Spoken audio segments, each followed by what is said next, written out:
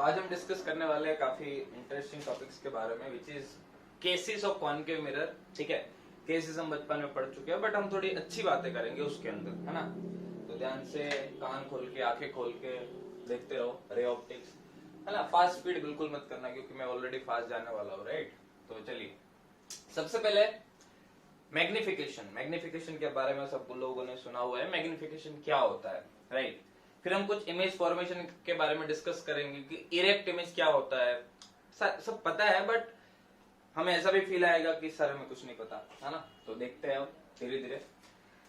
तो सबसे पहले अपन कुछ ऐसे स्टैंडर्ड रेस के बारे में डिस्कस करते हैं कि अगर ऐसा है तो तुम्हें ये तो कंसिडर करना ही है, ठीक है।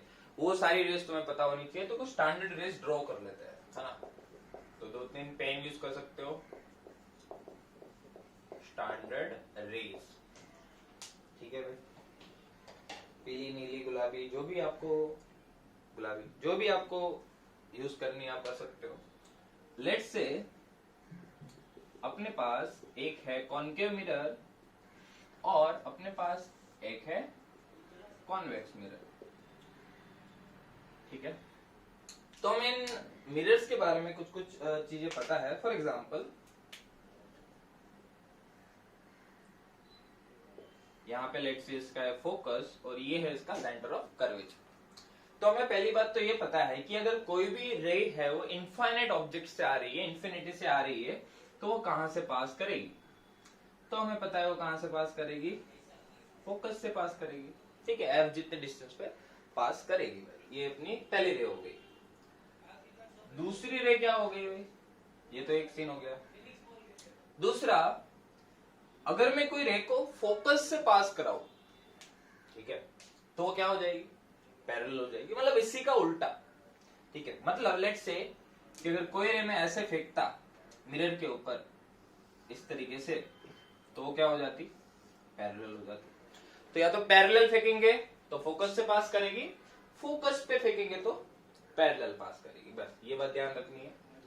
उसके बाद कोई भी रैंडम एंगल पे फेंकिए, तो रैंडम एंगल पे फेंकी इन द सेंस कि लेट्स से कोई अगर थीटा एंगल पे फेंकी है तो थीटा एंगल से इधर आ जाएगी, क्योंकि अपन को पता है एंगल ऑफ इंसिडेंस और एंगल ऑफ रिफ्लेक्शन है वो सेम रहता है। तो इस पॉइंट पे तो भाई नॉर्मल तो यही हो जाएगा। तो ये अगर थीटा है तो ये भी होगा थीटा। तो अगर रे ऐसे आएगी अपनी, तो जाने वाली रे ऐसे आएगी, ठीक है। तो इस रे को बना लेना, ध्यान से देखना, एक एक रे बनाते जाना, क्योंकि अभी ये कचरा हो जाएगा डायग्राम, है ना। तो कुछ ऐसे आ जाएगा। अपन ऐसे बना लेते हैं, बिल्कुल सही। अब चलिए, अब हमें एक बात और पता है कि अगर कोई रे सेंटर ऑफ कर्वेचर से जा रही है मिरर पे, ध्यान से समझना, सेंटर ऑफ कर्वेचर से मिरर पे जा रही है। लेट्स से अगर मैं कोई रे ऐसे फेंक रहा हूं, सेंटर ऑफ कर्वेचर से मैं मिरर पे फेंक रहा हूं। लेट्स से मैं कोई रे ऐसे फेंक रहा हूं, ठीक है, इस तरीके से, जो सेंटर ऑफ कर्वेचर से पास होकर सीधा मिरर पे जा रही है। तो हमें मिरर की एक प्रॉपर्टी पता है कि सेंटर ऑफ कर्वेचर, मतलब जो भी मिरर है, जो भी स्फीयर से बना है, ये इसका सेंटर है।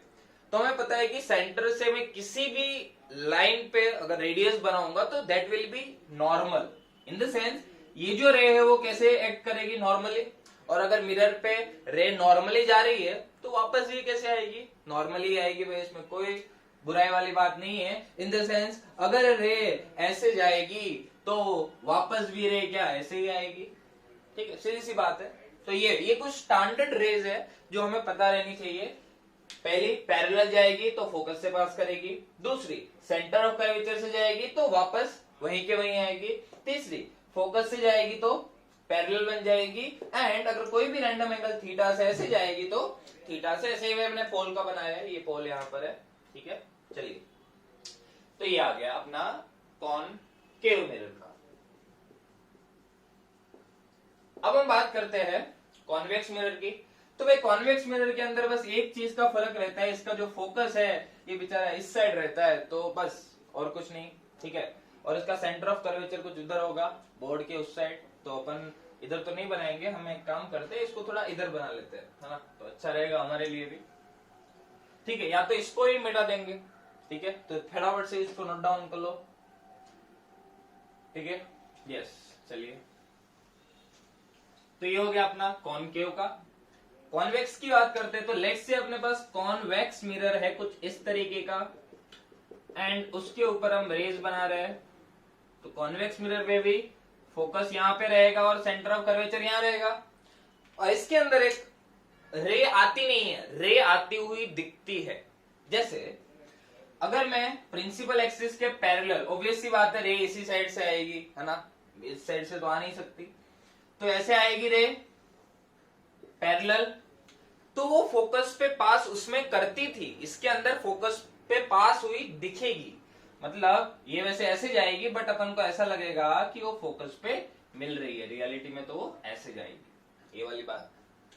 और उसी तरीके से अगर फोकस पे कोई रे जा रही है, जैसे अपन रे ऐसे बना सकते हैं कि अगर फोकस पे रे कुछ ऐसे जा रही है इस तरीके से, अगर मैं मिरर पे ऐसे रे फेंकता जो मुझे फोकस पे जाती हुई दिखती, तो वो कैसे हो जाती भाई, पैरेलल हो जाती। ठीक है, तो ये वाली बात अपने को समझ में आई कि अगर पैरेलल होती तो ऐसा लगता कि वो फोकस पे जाती, और अगर फोकस पे जाती हुई दिखती तो वो कैसी बन जाती, पैरेलल बन जाती। और वो थीटा वाला केस तो बच्चों इसके अंदर भी आएगा कि अगर ये थीटा एंगल पे हम इंसिडेंट करा रहे हैं तो थीटा एंगल पे ही इधर आएगा। ठीक है, आई होप मेरी बातें समझ में आ रही है। ठीक है, चलिए, तो थीटा एंड थीटा, और कोई केस बाकी रह गया, बिल्कुल बाकी रह गया सेंटर ऑफ कर्वेचर का, कि सेंटर ऑफ कर्वेचर पे अगर कोई रे मुझे जाती हुई दिखेगी, अब अपन मिरर को थोड़ा बड़ा बनाना पड़ेगा, अपन बना लेते हैं क्या है इसमें। ठीक है, ऐसा बना लिया मिरर को, तो सेंटर ऑफ कर्वेचर है। मान लो कि कोई रे ऐसी है जो सेंटर ऑफ कर्वेचर पे जाती हुई दिखती है, मतलब ऐसे जा रही है, ऐसे, तो क्या होगा, ये नॉर्मली गिर रही है तो वापस उसी के उसी पाथ पे वो वापस आ जाएगी। उसी तरीके से ऊपर भी बना सकते हो, इस तरीके से ऐसे आएगी तो ऐसे जाएगी। ठीक है, ये वाली बात क्लियर है आई गेस। ठीक है, तो हम अपने पास स्टैंडर्ड रेज है, कुछ पैरेलल जाएगी, फोकस से पास करेगी, सेंटर ऑफ कर्वेचर पे जाएगी, तो उसी पाथ पे रिट्रेस, उसको रिट्रेसिंग भी बोल सकते हैं। ठीक है, आगे जाके इमेज एंड ऑब्जेक्ट कोइंसाइड होंगे, काफी बार ऐसा आता है, तो उसको ऑटो कॉलिमिनेशन ऐसा बोलते हैं, और वो बाद में देख लेंगे अपन, बट अभी के लिए इतना, ये स्टैंडर्ड रेज हो गई, इतना पता रहना चाहिए। फटाफट से इसको नोट कर लो, अपन मिटा रहे हैं इसको, 1 2 3 1 2 3। ठीक है भाई, तो ये आ गया स्टैंडर्ड रेज। अब हम बात करते हैं कुछ इमेजेस की, कि कैसी इमेज बनती है, इरेक्ट इमेज कब होगी, रियल इमेज कब होगी, है ना। पहले मैं कुछ चीज, जैसे मैंने फोकल लेंथ के बारे में बताया था कि फोकल लेंथ जो होगी कॉनकेव मिरर की, वो हमेशा क्या रहेगी, नेगेटिव, और कॉन्वेक्स की हमेशा रहेगी पॉजिटिव। अब मैं एक बात बताता हूं which is known as transverse magnification. Transverse magnification, देखो हमने अब तक मैग्निफिकेशन पढ़ा था, है ना। मैग्निफिकेशन इन द सेंस कि अपना जो ऑब्जेक्ट है वो कितना मैग्निफाइड हो गया, राइट। इमेज है वो कितना मैग्निफाइड हो गई, height of image divided by height of object, basic formula अभी देखेंगे भी कि किस तरीके से आएगा। चलिए, ट्रांसवर्स का मतलब ये है कि हम जैसे मैंने तुम लोगों को शुरुआत के अंदर बताया था ट्रांसवर्स वेव के बारे में, तो ट्रांसवर्स वेव के अंदर क्या होता है, इधर अगर वेव प्रोपोगेशन है तो पार्टिकल्स ऐसे मूव करते हैं, ठीक है, ऊपर नीचे। और लॉन्गिट्यूडनल वेव में क्या होता है, अगर वेव इधर है तो पार्टिकल्स ऐसे मूव करते हैं, जैसे साउंड वेव लॉन्गिट्यूडनल है, लाइट वेव जो है अपन डिस्कस कर रहे हैं दैट इज ट्रांसवर्स वेव। तो ट्रांसवर्स का मतलब है कि डायरेक्शन के परपेंडिकुलर, जैसे पार्टिकल वेव प्रोपोगेशन इधर है तो पार्टिकल्स ऐसे ट्रैवल करते थे, तो ट्रांसवर्स का मतलब है कि ऑब्जेक्ट मैंने देखो ऐसे रखा है, लेट्स से कि ये अपना कॉनकेव मिरर है। देखो कॉनकेव मिरर क्या ज्यादा आसान रहता है, तो हम ज्यादातर कॉनकेव मिरर ही पकड़ के चलेंगे। कॉन्वेक्स तो ऐसे ही भाई बहुत सस्ता मिरर लगता है, वो सस्ता तो क्या काम का मिरर है वैसे वो। तो ट्रांसवर्स मैग्निफिकेशन, तो लेट्स से कि परपेंडिकुलर रखा है मैंने, परपेंडिकुलर रखा है इन द सेंस कुछ ऐसे रखा है, ठीक है, ऑब्जेक्ट को ऐसे रखा है। फिर हम पढ़ेंगे लेटरल मैग्निफिकेशन, ठीक है, वो भी आएगा, ऐसे रखा होगा इस तरीके से, लेंथ ऑब्जेक्ट्स के लिए, जो ऑलरेडी मैं बता चुका हूं। आई गेस एक सवाल मैंने कराया था जिसका answer UF by U - F बिल्कुल नहीं था, कुछ और था, ऐसा ही सवाल था। तो ऐसे केसेस को हम लेटरल मैग्निफिकेशन पे देखेंगे कि कितना लेंथ उसका हो गया। बट इसके लिए ट्रांसवर्स, लेट्स से ये है हाइट ऑफ ऑब्जेक्ट जो यहां पर है, ठीक है। एक रे फेंकते अपन पैरेलली, ठीक है, जो कहां से पास करेगी, फोकस से पास करेगी। दूसरी रे अपन कहां से फेंकेंगे, यहां से फेंक दो, कोई दिक्कत नहीं है, यहां पे फेंक दो एक रे, इधर फेंकेंगे। तुम्हें ये सब स्केल से बनाना है, ठीक है। और यहां से जाएगी तो वापस इसी एंगल पे इधर आ जाएगी। अगर ये थीटा है तो ये भी हो जाएगा थीटा, एंड ये आ जाएगी height of image. Let's say अगर इसका नाम मैं ए बी दे दूं तो ये हो जाएगा कुछ ए डैश बी डैश, और ये दोनों थीटा तो सेम ही होगा। स्टैंडर्ड रेस के बारे में मैंने तुम्हें अभी बताया था, ठीक है। Height of image, height of object. अब देखो यहां पर ये दोनों थीटा सेम है, तो अगर ये पोल P है तो सबसे पहले मैं ट्राइंगल ए बी पी की बात करूं और triangle A dash B dash P की बात करूं, तो दोनों के दोनों ध्यान से देखोगे तो दोनों के अंदर tan थीटा की वैल्यू जो है, अगर मैं इसकी बात करूं तो इसके अंदर tan थीटा की वैल्यू क्या हो जाएगी, tan theta will be equal to A B divide by B into P, and इसके अंदर tan थीटा हो जाएगा A dash B dash divide by B dash P. Simple. Okay भाई, ठीक है भाई, बहुत बढ़िया। What is distance between this object and pole which is known as object distance, जिसको हम किससे रिप्रेजेंट करते हैं भाई, u से, और ये हो जाएगा अपना इमेज डिस्टेंस जिसको अपन v से रिप्रेजेंट करते हैं। बस इसके अंदर एक ही फर्क है कि पॉइंट ऑब्जेक्ट की जगह लेंथ ऑब्जेक्ट है। हमेशा अपने पास पॉइंट ऑब्जेक्ट नहीं आएगा, लेंथ ऑब्जेक्ट है अपने पास। तो v और u लिख लिया, तो भाई ए बी जो है तो अपन इसको ऐसे लिख सकते हैं A B divide by A dash B dash, but अपन और थोड़ा अच्छे से लिखते हैं इसको, which is A dash B dash divide by A B, that is equal to B dash P divide by B P, right. तो ये क्या हो जाएगा, A dash B dash which is equal to height of image divide by height of object, that is equal to v divided by u, and that is equal to m, where m is magnification, ठीक है। इसी को हम बोलते हैं magnification. अभी मैंने sign बिल्कुल पुट नहीं करी है ना। अब मैं साइन अगर पुट करूं इस रिलेशन के अंदर, हमें साइन के साथ ही खेलना है। अगर मैं साइन पुट करूं तो ध्यान से देखोगे तो ये पोल है, तो ऊपर वाली डिस्टेंस में क्या लूंगा, पॉजिटिव, और नीचे वाले क्या लूंगा, नेगेटिव। वो तुम पे डिपेंड कर रहा है तुम लोग कौन सी पॉजिटिव ले रहे हो, लेकिन अगर ऊपर वाली पॉजिटिव ले ली तो उस पर्टिकुलर सवाल में वही हमेशा ही पॉजिटिव लेनी है, और नीचे वाली पॉजिटिव ली तो उस पर्टिकुलर सवाल के अंदर नीचे वाली हमेशा पॉजिटिव लेनी है, काम खत्म है ना। बस इस बात का ध्यान रखना है। तो ध्यान से देखो तो एक पॉजिटिव है एक नेगेटिव है, और v और u का साइन इस केस में सेम है। तो एक जनरलाइज केस बना देते हैं। तो m का वैल्यू क्या हो जाएगा, माइनस यहां रखो, ठीक है, साइन पुट करो तो माइनस उधर चला जाएगा, ठीक है। तो इसको मैं क्या लिख सकता हूं, minus v by u, which is the formula to find out the value of magnification, minus v by u। इसके अंदर तुम्हें v और u किसके साथ रखना है, साइन के साथ। साइन के साथ रखोगे तो मस्त अपना आंसर आ जाएगा, ठीक है।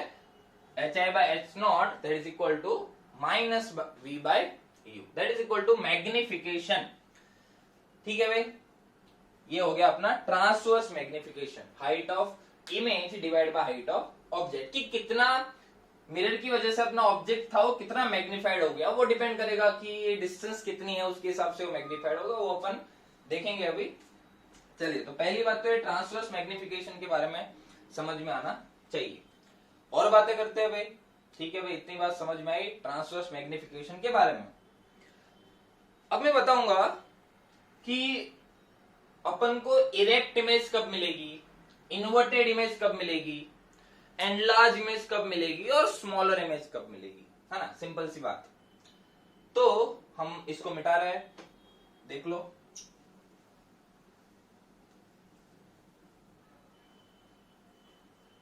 इसको भी मिटा रहे हैं,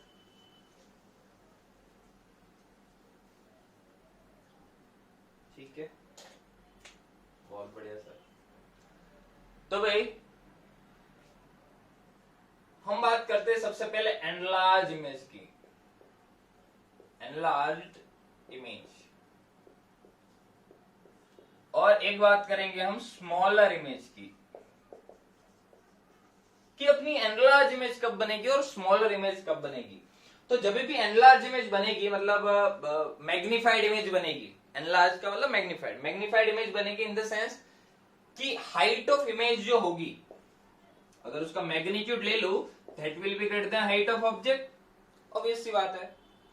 और अगर ये क्वांटिटी है तो इन द सेंस मैग्निफिकेशन की वैल्यू कितनी हो जाएगी बच्चों, ग्रेटर देन 1। तो जब भी मैग्निफिकेशन ग्रेटर देन 1 दिया हो, इन the sense HI is greater than H0। और एक बात, और अगर HI is greater than H0 है तो हमें ऑलरेडी पता है कि M इज इक्वल टू होता है HI by H0, that is equal to -V by U, right. तो यहां से हमें एक और बात पता पड़ेगी कि अगर HI ग्रेटर देन H0 है, इन the sense V is greater than U। क्या मैं ऐसा भी बोल सकता हूं कि अगर V U से बड़ा है, इन द सेंस कि मैग्निफिकेशन की वैल्यू क्या है, ग्रेटर देन 1 है, क्योंकि ये क्वांटिटी अपने आप एक से बड़ी हो गई तो मैग्निफिकेशन बड़ी हो गई, फिर वो इन्वर्टेड आ सकती है, इरेक्ट आ सकती है, डिपेंडिंग अपॉन दिस साइन। ठीक है, चलिए भाई, तो ये वाली बात मैग्नीट्यूड के बारे में। तो इस केसेस के अंदर हमें कैसी इमेज बनेगी, एनलार्ज इमेज। ठीक है, स्मॉलर इमेज कब बनेगी, स्मॉलर इमेज तब बनेगी जब m की वैल्यू लेस देन 1 है। इक्वल टू 1 का केस आई डोंट थिंक मुझे बताने की जरूरत है, भाई सेम इमेज, भाई सेम होगा तो क्या ही बताओ उसमें ना, m लेस देन 1 होगा। इन द सेंस अगर हाइट ऑफ इमेज है, if magnitude of height of image is less than magnitude of height of object, तो इस वाले पर्टिकुलर केस के अंदर अपनी जो इमेज है वो थोड़ी सी छोटी बनेगी, बहुत छोटी भी बन सकती है ना। तो ये वाली बात, हाइट ऑफ इमेज का magnitude is less than height of object, ये भी कर देना। और एक और बात यहां से बोल सकते हैं कि magnitude of V will be less than magnitude of U। तो ये तीन केस आएंगे अपने पास, तब अपनी स्मॉलर इमेज बनेगी और ये बनेगी अपनी एनलार्ज इमेज। अब हम बात करते हैं, ये तो हो गई स्मॉलर और एनलार्ज इमेज, है ना। Real image, virtual image, real object, virtual object. Okay भाई, ठीक है भाई, पहले मिटा रहा हूं। अब हम बात करते हैं इरेक्ट इमेज की। Now what is this erect image? Erect image in the sense Sidhi image, Sidhi image in the sense जिस साइड ऑब्जेक्ट है उसी साइड इमेज भी है। ठीक है, इरेक्ट इमेज का मतलब है कि जिस साइड ऑब्जेक्ट की हाइट है उसी साइड इमेज की हाइट है। इरेक्ट इमेज का मतलब सीधी image, right. In the sense कि अगर मैं ऐसा बोलूं कि अगर हाइट ऑफ इमेज नेगेटिव है, सोचना ध्यान से इस बात को, अगर हाइट ऑफ इमेज नेगेटिव है तो क्या इमेज इरेक्ट हो सकती है? अगर हाइट ऑफ इमेज नेगेटिव है, if HI is negative, can image be erect? सोचो सोचो सोचो, हाँ, इमेज इरेक्ट बन सकती है।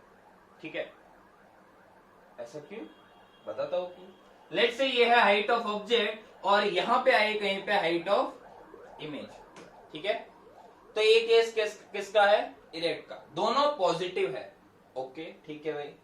अगर काफी बार अपना केस ऐसा है कि अपन का ऑब्जेक्ट ही ऐसा रखा है तो अपनी इमेज लेट्स से इस साइड बनी, बड़ी बनी, छोटी बनी, डिपेंडिंग अपॉन द पोजीशन, वो हम देख लेंगे। ठीक है, अभी के लिए तो इतना ही है कि HO और HI अगर दोनों की साइन सेम है, अगर दोनों की साइन सेम है, इन द सेंस मैं ऐसा बोल सकता हूं कि इमेज कैसी बनेगी? इरेक्ट बनेगी। इन द सेंस कि if HO and HI both are on same side. ठीक है, अब यहां पर HO भी नेगेटिव है, HI भी नेगेटिव है, क्या प्रॉब्लम है? कुछ भी प्रॉब्लम नहीं है।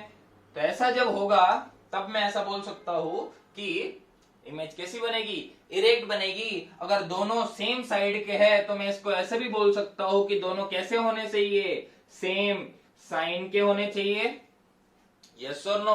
और अगर सेम साइन के होने चाहिए बच्चों, इन द सेंस मैं ऐसा बोल सकता हूं कि मैग्निफिकेशन होता है HI बाय HO, जो पॉजिटिव होना चाहिए, कैसा होना चाहिए? पॉजिटिव, क्योंकि अगर दोनों का साइन सेम है तो m पॉजिटिव है, और अगर m पॉजिटिव है तो -v/u भी पॉजिटिव होना चाहिए। ध्यान से समझना मेरी बातें, है ना। -10 भी कर लेना पीछे जाके, क्या बोल रहा हूं फिर से सुन लो, चलो मन मत करो, फिर से सुन लो कि अगर HO और HI both are on the same side, in the sense image अपनी कैसी बनेगी? इरेक्ट बनेगी, और दोनों सेम साइड के हैं, दोनों सेम साइन के हैं, तो m की वैल्यू पॉजिटिव ही रहेगी, राइट। और अगर m की वैल्यू पॉजिटिव है, इन द सेंस -v/u की वैल्यू भी पॉजिटिव होनी चाहिए। और अगर मैं चाहता हूं कि इस क्वांटिटी की वैल्यू पॉजिटिव है तो v और u का साइन कैसा होना चाहिए बच्चों? अगर एक पॉजिटिव है तो दूसरा नेगेटिव होना चाहिए, क्योंकि मुझे इस माइनस साइन को हटाना है। ये माइनस साइन प्रॉब्लम दे रहा है, तो अगर इसको मैं हटा दूं, इसको हटाने के लिए v और u का साइन कैसा होना चाहिए? Different, right. तो एक अपने पास एक बात आ गई कि जब भी इरेक्ट इमेज अपने पास है तो HO और HI दोनों सेम साइड होने चाहिए, या सेम साइड, या तो दोनों ऊपर हो या दोनों, ठीक है। ये भी इरेक्ट इमेज का केस है, इसको भी हम इरेक्ट इमेज ही बोलेंगे, इसको इन्वर्टेड नहीं बोलेंगे, ठीक है। भाई सीधा था तो सीधी आई, उल्टा रखोगे तो उल्टी आई, तो वो तो उल्टे के रिस्पेक्ट में तो इरेक्ट है ना, यस और नो, ठीक है। तो वही, हाँ भाई, तो हो गया HO and HI both are on the same side, और V and U have different sign क्यों? To make M positive, yes, to make M positive, ठीक है भाई। तो अपने पास ये चीज आ जाएगी। अब पॉजिटिव में कोई भी वैल्यू हो सकती है depending upon height of image and height of object. ये मैं नहीं बोलूंगा कि ग्रेटर देन 1 होगी, लेस देन 1 होगी, नहीं ऐसा नहीं बोल रहा, मैं बस पॉजिटिव की बात कर रहा हूँ, ठीक है। तो HO और HI दोनों सेम साइड, और V और U का साइन जब अलग अलग होगा तभी तो एक क्वांटिटी पॉजिटिव बनेगी, ठीक है। तो ये है अपना किसका केस? इरेक्ट इमेज का। जब भी ये सीन आएगा तो अपनी इरेक्ट इमेज बन जाएगी, है ना। फटाफट से इसको लिख लो, इरेक्ट हो गया भाई। अब हम किसकी बात करेंगे? Inverted image. Inverted image in the sense उल्टी इमेज। अगर ऑब्जेक्ट सीधा रखा है तो इमेज हमें उल्टी दिखती है, ठीक है।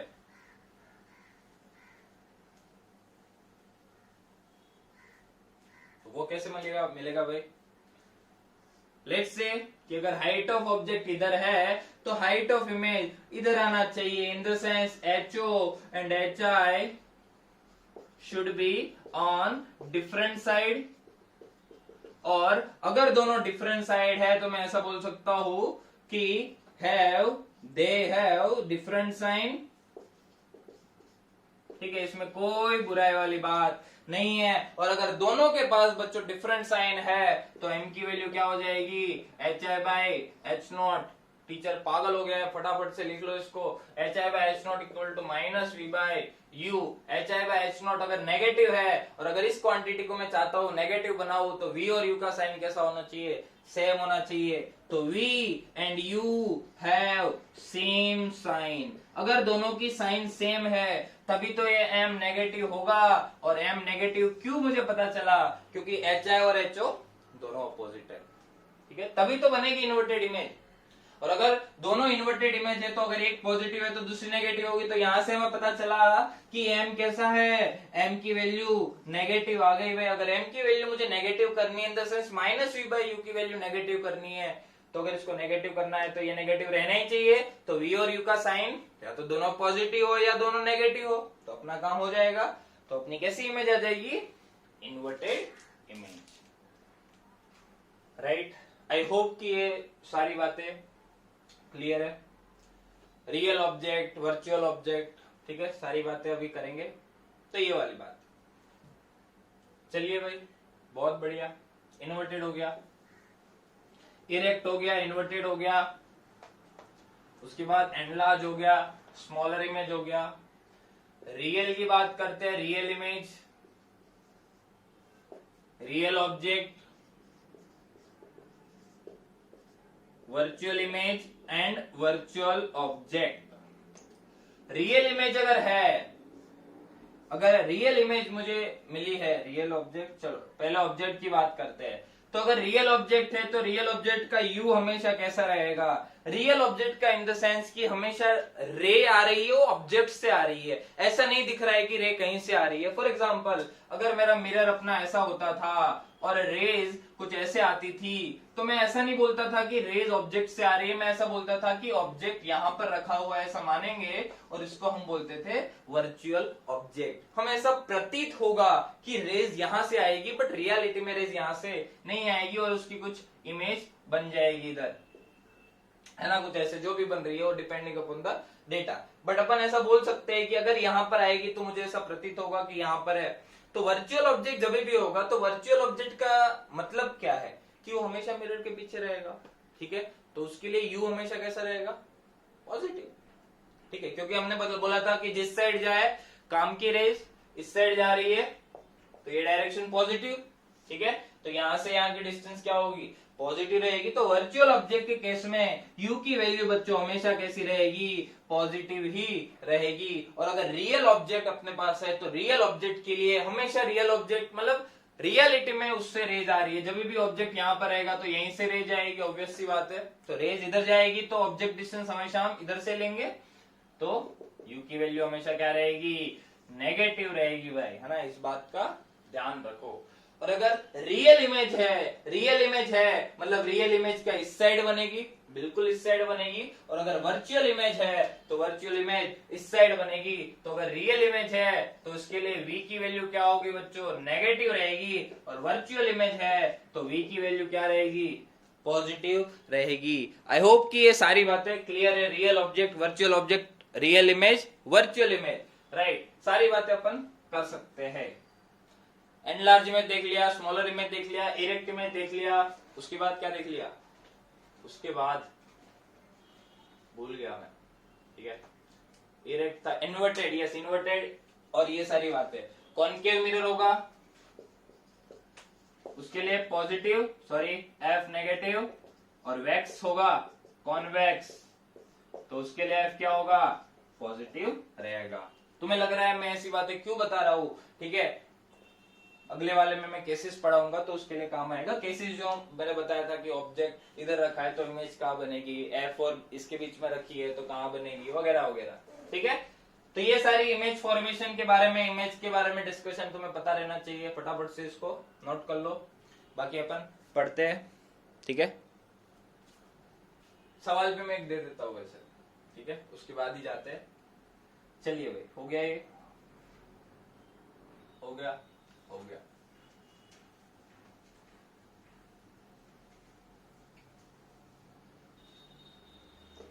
ठीक है, या तो सवाल दे देते हैं अपन, सॉल्व तुम्हें करना है। क्वेश्चन, लेट्स से अपने पास कोई मिरर है, मैग्निफिकेशन का यूज करना है भाई, कॉन्वेक्स मिरर है जिसकी फोकल लेंथ लेट से है 30 सेंटीमीटर,